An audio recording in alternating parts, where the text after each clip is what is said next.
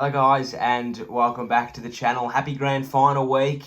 It's here. It's awesome. I'm really looking forward to this. Both teams had really good preliminary final wins, much to my despise that Richmond got up. I was barracking hard for Port Adelaide, but they couldn't get the job done, and Geelong put Brisbane back in their place on Saturday night. Really looked good, and will take a lot of confidence into Saturday night's match at the Gabba. Now, if you haven't watched these previews before, I go through their home and away fixture. In this case, it was round 17, and the Tigers got up by 26 points in a very weird game, to say the least.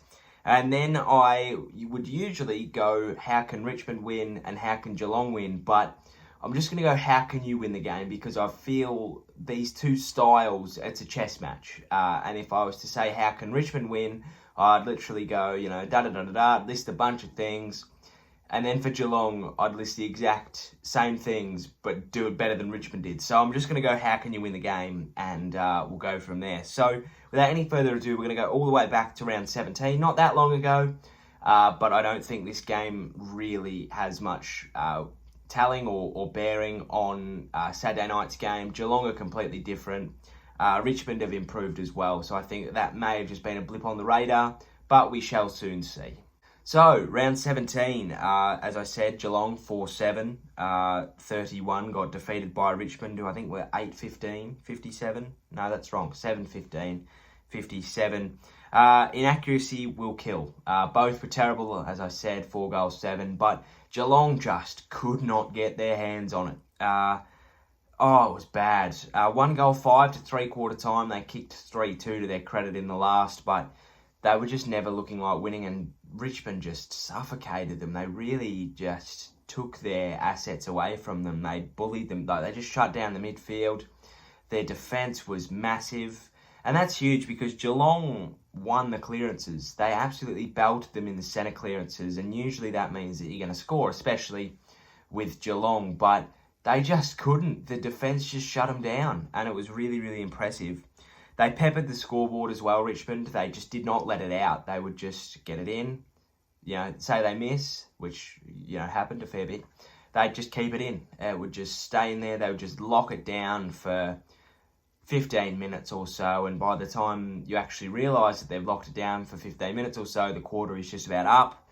Sure, they didn't score a great deal, or hurt them, I should say. 7-15, they missed more than they, 2 times more than they got. But they just didn't let Geelong out, and that was really impressive. But Geelong just couldn't get anything. Contested ball, no. Uncontested ball, no. Richmond were keeping it very low and very direct, so you took out Geelong's intercept mark. They kept some pace on the ball, and they had some really good forward pressure. Geelong very annoying, very slow and methodical. They forced teams to break, just kick and mark, and it was a real mental battle.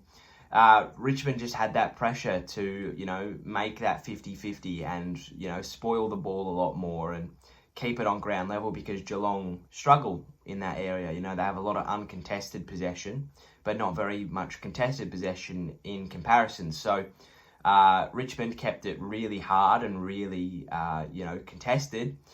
Took that away from Geelong and were able to lock it in and move it forward. Stoppages were also huge, which is a point that Geelong have really improved on. Their scoring from stoppages on the weekend was massive. I think 38, shots from, stoppages to 13 Brisbane. So unbelievable. And that's what's going to win them the game, potentially. As I said, clearances were also huge. Geelong got a lot of them, as they have all year.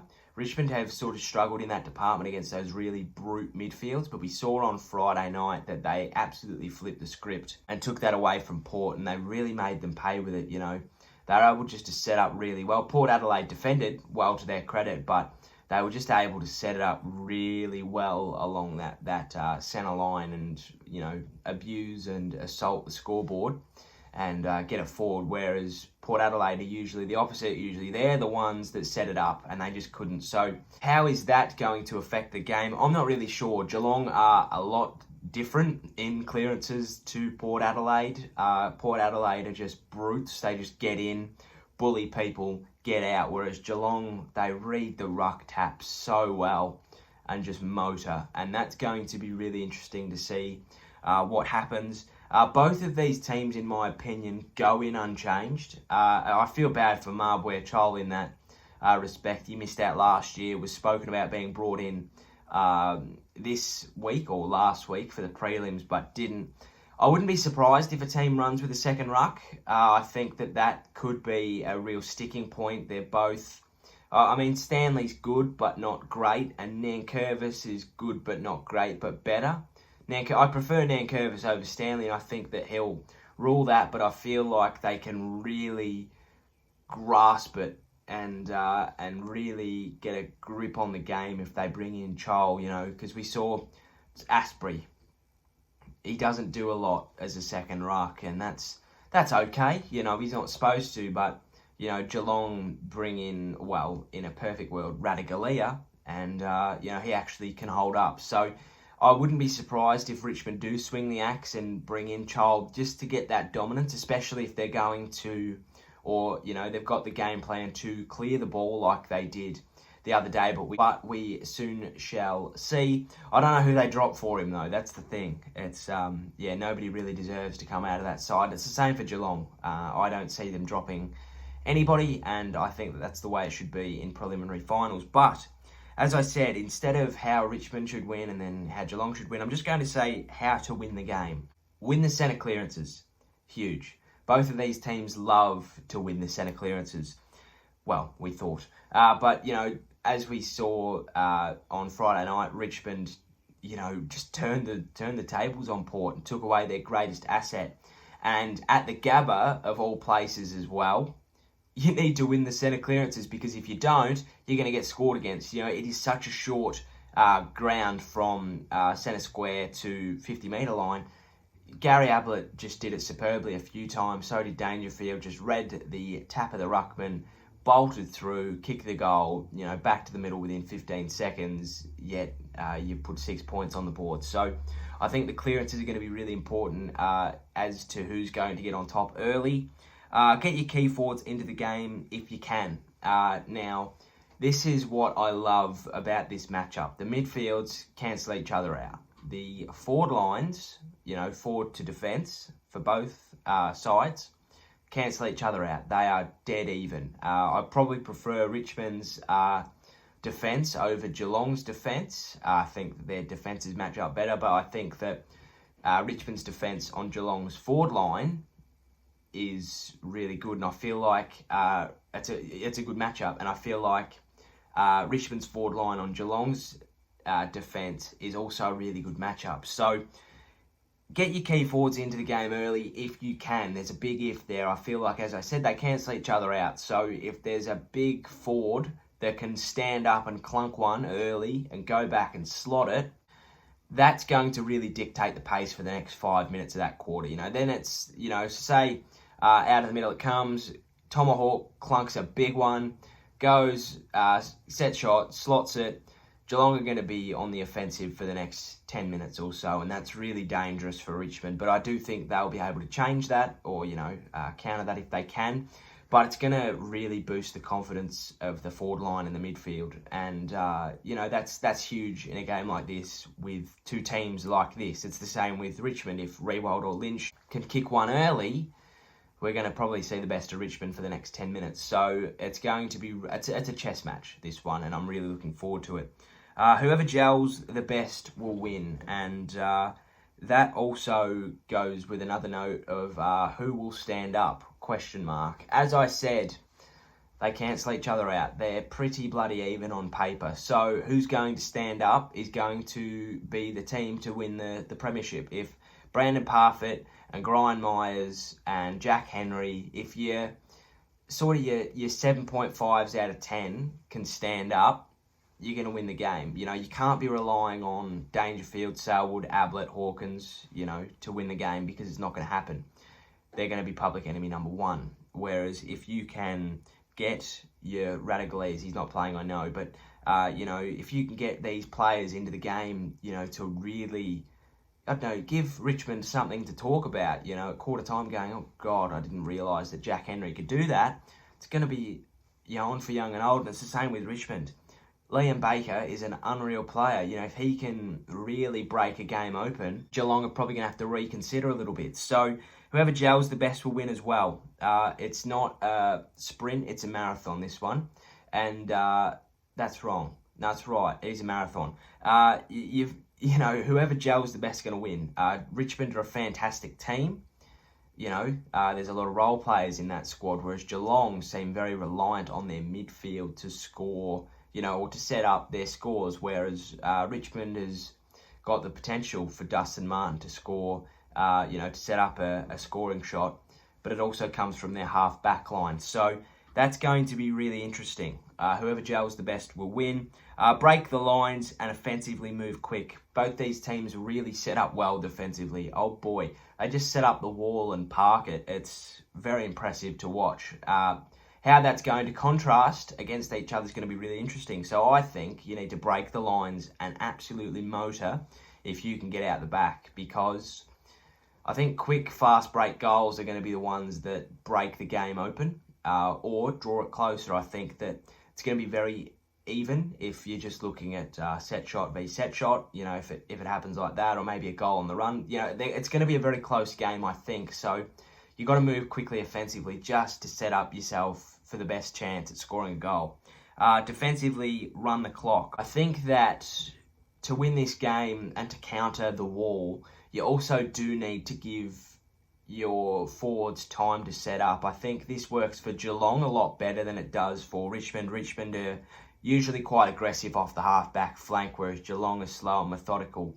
Very contrasting styles there. So I think if Geelong can run the clock, allow them to set up, and then go, I think they'd probably back their forward line, as I said, to get the job done if, you know, if it's a big contest. And I think that if Richmond can sort of, you know, fight fire with fire a little bit and slow it down and really make Geelong think, you know, keep them concentrated at all times, because, you know, and it's like in lawn bowls. If you can bowl long ends and short ends, you're a very versatile bowler, because not many can bowl both lengths. Got no idea what that has to do with anything, but if, you know, Richmond can come out and go, okay, we can absolutely burn you, but we can also slow it down. It's something that's quite nice to have in the back pocket, because I think that this is going to be a huge game and it's going to come down to moments and minutes. So that is, you know, it's something that could be very pivotal in key stages there. Who's going to stand up? I've been over this already, but, you know, I feel like Dusty Martin and, you know, the star players are going to be very highly attended to. So I'm looking at your Marlon Pickett's and your Brian Myers and, you know, your players like that who may not be your number ones, but if they can turn into a 0.75 out of 1, that's pretty good, because, you know, we've seen in close grand finals, you know, your big, you know, Brendan Goddard, for example, took that massive mark to put St Kilda in front, you know. It's your Dale Morris with the big tackle to Tom Boyd. It's little moments, and it's the players that you either don't expect to do it, or that you have expected to haven't done it, and then they do it. So that's going to be, you know, who's going to stand up, who's going to take their chances. It's a genuine 50-50. It's a chess match. It's like in the highest levels of boxing, that you're not playing checkers, you're playing chess. You know, in the, I guess, the national boxing level, you're playing Connect 4, but when you're looking at Vasily Lomachenko versus Teofimo Lopez, you're playing chess. So it's going to be who's going to break first, who's going to send their bishop down. I don't know how to play chess, but, you know, who's going to take out the king first. It's going to be really awesome to watch, I think. But my prediction, while my heart says Geelong and my head says Richmond, I think Geelong take a lot more confidence out of their preliminary final than Richmond do, because Richmond were in a war. 6-10 to 6-4, I think. Wet conditions potentially could have set them up well, but I feel like Geelong's advantage at the Gabba also sets them up well. It's going to be very, very intriguing to watch. As I said, my heart does say Geelong. I don't want Richmond to win again, but if they're the better team, of course. It's so borderline. It's not funny. I can see Geelong winning, and I could see Richmond winning as well. It's going to be close. I can't give a prediction. I really can't. It's one of those ones.